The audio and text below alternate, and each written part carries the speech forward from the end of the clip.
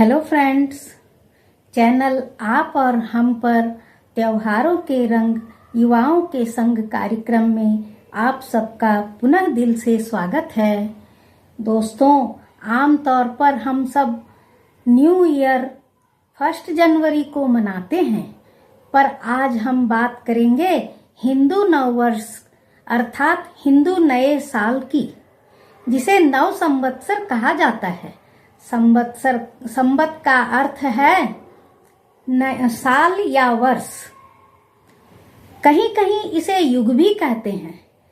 चैत मास की अमावस्या के दूसरे दिन चैत्र शुक्ल पक्ष की प्रतिपदा यानी प्रथमा या एकम तिथि से हिंदू नव वर्ष शुरू होता है।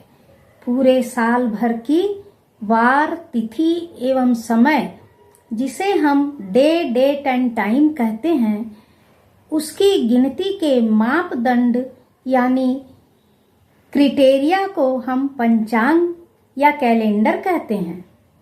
हजारों साल पहले महान सम्राट विक्रमादित्य ने विक्रम संवत नामक संवत्सर की स्थापना की थी। यूं तो भारत में और भी कई हिंदू कैलेंडर हैं, पर ज्यादातर धार्मिक कार्यक्रम, तीज त्योहार एवं लोक व्यवहार विक्रम संवत कैलेंडर के आधार पर ही किए जाते हैं।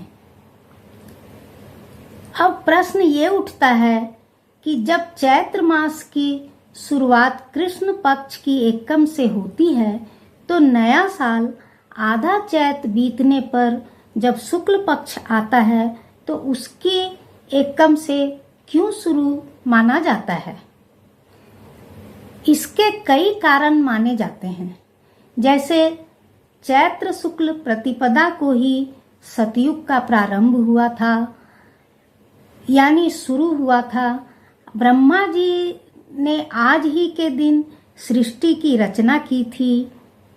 भगवान के अवतारों में प्रथम अवतार मत्स्य अवतार भी आज ही के दिन हुआ था। और भी कई कारण माने गए हैं। आयुर्वेद के हिसाब से भी ये समय स्वास्थ्य के लिए लाभदायक माना गया है। पेड़ पौधे एवं लताएं तथा जड़ी बूटियां सभी के पुराने पत्ते झड़कर नई कोपलें आती हैं। तरह तरह के फूल खिलते हैं। वनस्पतियों को इसी महीने में मधु रस भरपूर मात्रा में मिलता है। प्रकृति में नवीनता छा जाती है। ऐसा लगता है मानो सभी नए वर्ष के स्वागत के लिए उत्साहित हैं। ये विशेष दिन पूरे भारत में, खासकर उत्तर भारत में नव संवत्सर के नाम से मनाया जाता है। आइए अब ये जाने कि ये हिंदू नया साल हम सेलिब्रेट कैसे करते हैं। पहली बात तो ये है कि हमारा नया साल सूर्य की पहली किरण के साथ शुरू होता है।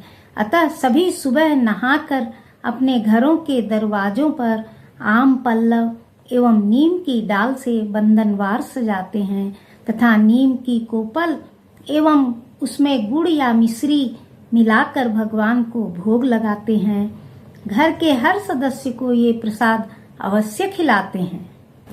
इसके पीछे भाव ऐसा है कि कड़वा या मीठा सभी तरह का स्वाद हमें जीवन में मिलता है, जिसे हम सहजता से स्वीकार कर सकें। साल के प्रथम दिन आदि शक्ति दुर्गा की आराधना चैत्र नवरात्रा के रूप में शुरू करते हैं, जो 9 दिन तक चलती है। और कुछ लोग 9 दिन के नवा पाठ भी करवाते हैं। ये रामायण का पाठ होता है। इन सब के विषय में हम अगले एपिसोड में चर्चा करेंगे। बहुत से लोग सुंदर कांड पाठ करवाते हैं या कोई अन्य पूजा पाठ शुरू करते हैं। कहने का तात्पर्य यह है कि साल का प्रथम दिन का स्वागत हम ईश्वर आराधना से करते हैं। अच्छा भोजन बनाते हैं, सुंदर वस्त्र पहनते हैं। इस तरह हम अपनी इच्छा अनुसार त्योहार की तरह नव वर्ष को सेलिब्रेट करते हैं। दोस्तों, दक्षिण भारत के कर्नाटक, आंध्र प्रदेश एवं तेलंगाना में इसे उगादि अथवा युगादि के नाम से मनाया जाता है। युग कहते हैं वर्ष को और आदि मतलब शुरू। तो इस मतलब ये हुआ कि नए वर्ष की शुरुआत। सटरस भोजन की प्रधानता है इसमें। सटरस का अर्थ है 6 प्रकार के स्वाद के साथ भोजन, यानी थाली में खट्टा, मीठा, कड़वा, नमकीन, सादा एवं तीखा 6 प्रकार के व्यंजन परोस कर देवताओं को अर्पित करते हैं, फिर सभी प्रसाद रूप में खाते हैं। महाराष्ट्र एवं कोकण में ये पर्व गुड़ी पाड़वा के नाम से मनाते हैं। गुड़ी का अर्थ है ध्वजा एवं पाड़वा मीन्स फहराना।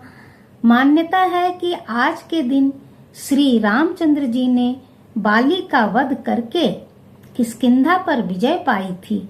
इस उपलक्ष्य में लोग घर के आगे सुंदर ध्वजा फहराते हैं, नीम और गुड़ का पकवान बनाते हैं। तो दोस्तों, सभी अपने अपने तरीके से नया साल मनाते हैं। मैंने बहुत ही संक्षेप में कोशिश की है बताने की नए साल के विषय में। उम्मीद है आपको पसंद आई होगी। आप सबसे पुनः रिक्वेस्ट है कि जिन लोगों ने सब्सक्राइब नहीं किया है प्लीज सब्सक्राइब करें, लाइक एवं शेयर अवश्य करें।